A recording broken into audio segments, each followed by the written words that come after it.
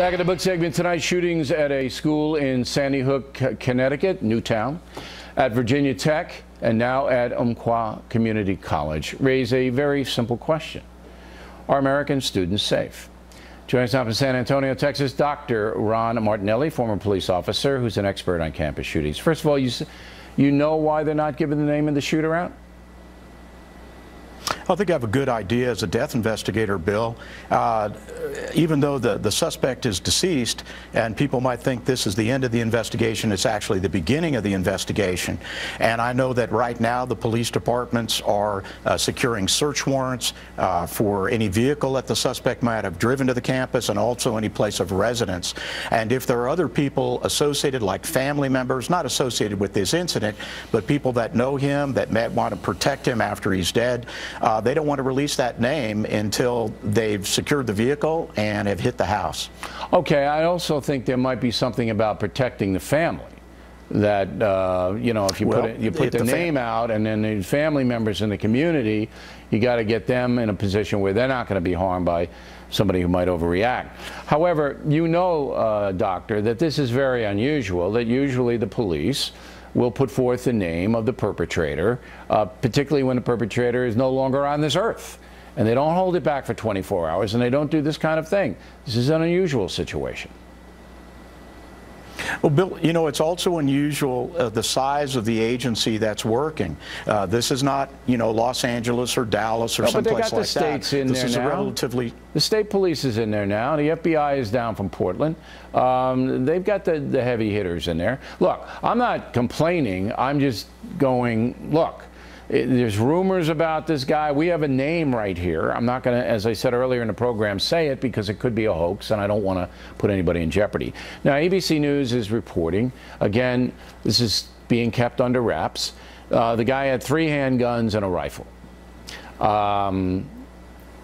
Why would they hold that back? I mean, why don't they just say, here's what the guy had. We don't want to give you his name, but here's what he had, and here's that kind of thing. You know, I can't, I'm not the chief investigator in this case. But isn't that unusual too? You know, I mean, can't tell you why they haven't done that. You got to pry it out. I would think that that's a little bit unusual. Yeah. I think that part is a little bit unusual. Okay. I would be transparent there. Okay. Now, the overall picture. You're starting to see, beginning with Columbine, that schools are targets, or is that overstating it? No, schools, it is a forensic fact that schools, whether they're elementary schools or they're high schools or colleges, they are a target, and there's a good reason for them being a target.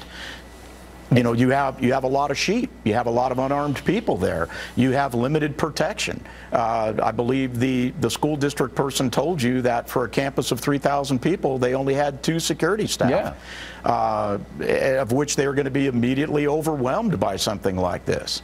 So that type of environment where you have a lot of victims, right? It absolutely is, and that's why these ticking time bombs, and I think we will find that this person is a ticking time bomb. That's why when he had his precipitating moment, and that's what we have to find out, what was the straw that broke the camel's back here?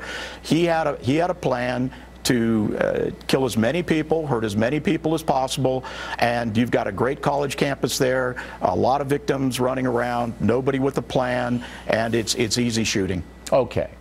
Now, the president and many Americans believe that if the federal government cracked down on firearms and made them more difficult to obtain, that the people you're talking about would have a harder time committing these crimes. Does that stack up logically to you?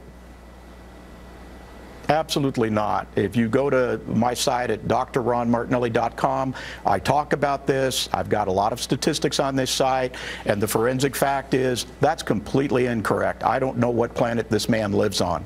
I thought you made some excellent points about you know, the strictest gun laws. The states that have the cities that have the strictest gun laws, many of them have the highest homicide rates. Baltimore, Los Angeles, Detroit, Chicago, New York. You've mentioned them all. So what do you believe can be done, if anything, to protect Americans from the ticking time bombs, as you put it? Well, two things. Number one, I agree very much with what you said. There has to be enhanced sentencing, and people have to follow through with it. And having a federal sentence for this type of crime that goes all the way through all 50 states and our protectorates is an excellent suggestion.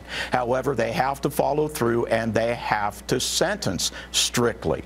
Number two, the people that do have mental health disorders, and the people that are restricted, you know, if you go and fill out the license form, or actually the gun purchase form, and it asks you all those questions, the federal government has got to you know, staff that appropriately with both manpower and technology, where that we can check those things out. If you remember, one of the last shooters slipped through the cracks. That's a federal problem. Yeah, the guy in Charleston. That's not a state problem.